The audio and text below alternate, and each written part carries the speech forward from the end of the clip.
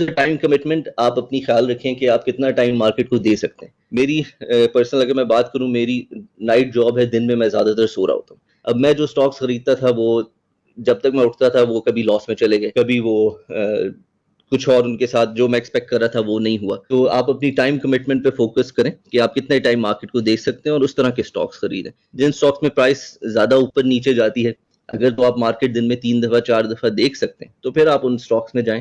अगर आप इतना ज़्यादा टाइम मार्केट में नहीं लगा सकते, अगर आप कहते हैं मैं सिर्फ एक दफ़ा मार्केट देखूंगा सुबह और शाम, तो फिर आप उसी तरह के ब्लू चिप स्टॉक्स की तरफ जाएं, जो स्टेबल स्टॉक्स हैं उनकी तरफ जाएं।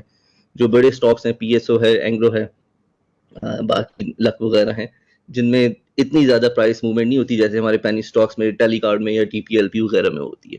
ताकि थोड़ा अगर आप रेगुलर दिन में 2 दफ़ा 3 दफ़ा नहीं भी देख रहे और एक नेगेटिव उसमें price movement due to any news आ जाता है, तो आप उससे सेफ रह सकें।